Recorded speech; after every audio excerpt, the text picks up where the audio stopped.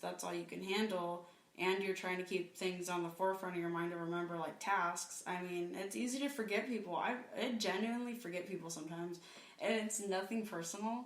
But there'll be days that go by, and I'm so wrapped up in my own stuff that I'm like, oh my god, 3 days went by. Like, I'm sure I'm not the only one that feels that way, because there's sometimes you unintentionally blow people off sometimes. You detach yourself. And it's not any... We're kind of the first generation to deal with thousands of people look at your profile, and you're following hundreds of people, and you're not going to remember everybody. Plus, there's people that are outside of social media that you interact with. Like, I deal with a client-based business where I see 30 people a week, so that's 120 people that I'm spending. That's probably like 120 hours a month, I believe. Yeah. If my math is correct. If it's 4 weeks and I do 30 hours a week, then it'd be like 120 hours a month. So each hour I'm with someone new, right? So I am having a new conversation with pretty much someone new. Some of these people are repeats throughout the month. Some of them come in twice a week, twice a month, bi-weekly. And I'm not the only one that deals with that many people on a daily basis. So you got to think you're juggling all these names and faces, and it's easy to get impersonal with people sometimes, is what I'm saying. And I think that we as a generation are kind of figuring out how to navigate thousands of people we're supposed to remember. And, you get people that get insulted when you don't respond. I've had people come back at me angry, like, oh, wow, 12 weeks went by before you opened my message on Instagram. And I'm like, yeah... I don't go on here like that. I don't and it doesn't make me a better person. That's not the area where I spend a lot of my time at. And for a lot of people, that's not where they're at either. And I think that we're trying to navigate how to juggle thousands of faces that pop up online and connect that to our personal lives too. So it's easy to feel detached when there's so many people that you can categorize them. I mean, we have memes that will pertain towards people's interests, and starter pack memes are the perfect example of that, because those starter pack memes apply to select categories of people. Well, now that there's people that can fit those molds, we're categorizing each other, and now it just kind of divides us even more as a species, because we're like, oh, well, there's goth bitches, oh, well, there's people stuck in 2003. I mean, there's the hipster with the list goes on and on. We associate them, and we it's like if you fit somewhere, or you look like you fit somewhere, we're gonna put you there. And I think there's a lot of new territory that we're navigating through. I mean, I think I was born pretty much right on the cusp. I didn't have a computer with my family. Our personal experience with getting a desktop computer that we could actually use and stuff was I was 10 years old, so probably 2005, 2006, which is later for the internet, really. Mm-hmm. It's not the earliest stages, but that was just what it aligned with. And, so we had our computer, and I was not allowed to just go on it for hours on end. My mom was strict, I can only go on for half hour a day. Yeah. Well. I got my time in. So, yeah, I had strict computer privileges. I just want to play Sandwich Stacker for 14 hours, but my mom would get in my way. So, I feel like I still have plenty of non-computer time, and it definitely is interesting. And you spend your time, I noticed too, trying to navigate all these different, these online relationships with people that you share, and personal relationships, and it's a lot of open tabs, and I think it's giving people anxiety, or contributing to it. Yeah, it is. Especially if you're a people pleaser and you're trying to please thousands. Mm-hmm. I don't think that's healthy in the long run. Dude, yeah, definitely. And I don't think we have long-term studies on how this is all going to work out for people. But watch any celebrity that got famous too young. So I mean, oh my goodness, the way they act and then how they act out. Even Justin Bieber, you look at him. The guy, he went from, he's had this image, and then of being the little sweet baby boy. Even though he did crazy stuff, and he did it for attention, saying the N-word. The monkey things, all this stuff, you know what I mean? And that's why he had to do that. I didn't even know he did any of that. I think he had a monkey. But I don't even know what he does normally anyway. Yeah, no, me neither. It's because of the roast. The only reason I know is because of the roast. Oh, okay. Yeah, those are fun. Yeah, they did a redemption roast, remember? So everybody made fun of them, so you like them again.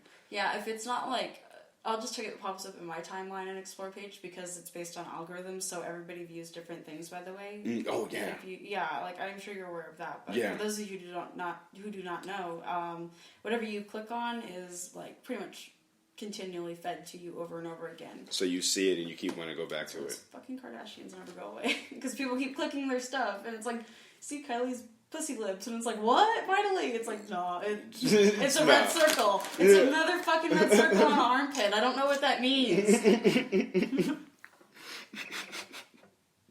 She said a red circle in an armpit. I'm looking at a triangle. What are you?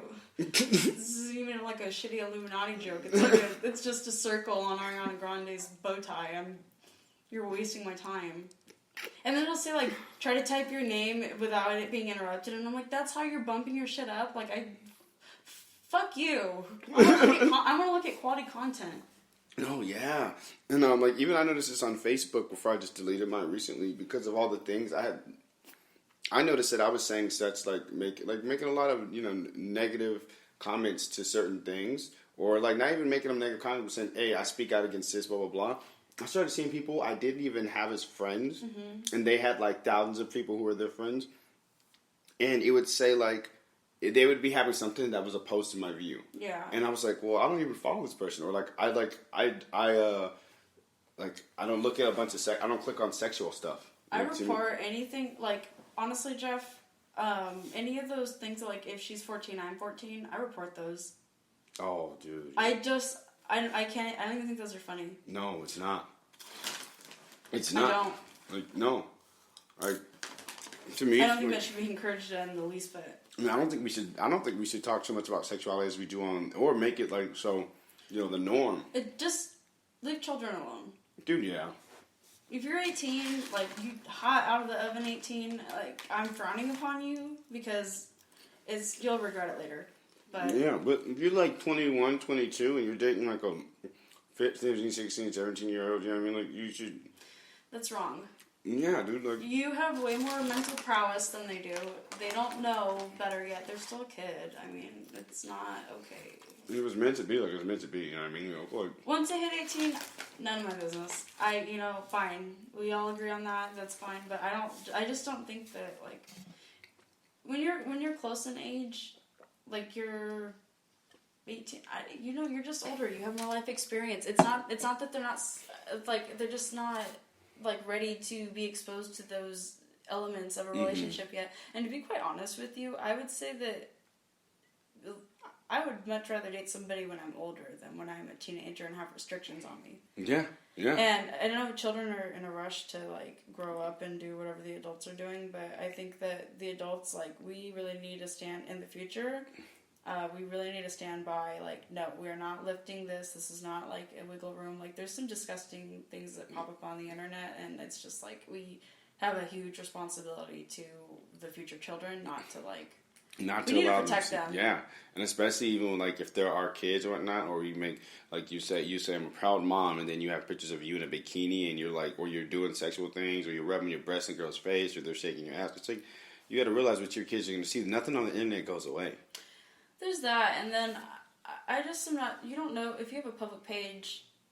Just know that anybody can view it, and there's some sick fuckers out there. True. So just however much you want to promote your child online is like, you're the parent, I'm not, but like I would just be reserved about it. Dude, it's funny because I feel like I've noticed a lot of people exploiting their kids and they don't realize what that does. Like, and I just don't think little girls need to wear like full adult women like outfit. Like there's cute little mommy matchy outfits, those are cute. Yeah. But like I do not think a baby needs a tube top. Yeah, like no. if you throw your baby in a tube top, I'm gonna throw up in my mouth.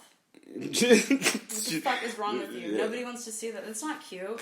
Yeah, dude. It's a child. Put a onesie on it. Exactly. Like cover it. It doesn't need to be sexualized, or so it can be what it's like. It's not even that. It's a vulnerable worm. Exactly. It doesn't even know what it doesn't even know what it's doing. You know what I mean? It's literally is feeding off of your fat sack on your chest. Like, cover that shit up. Yeah. She said cover that shit up. So it's not about.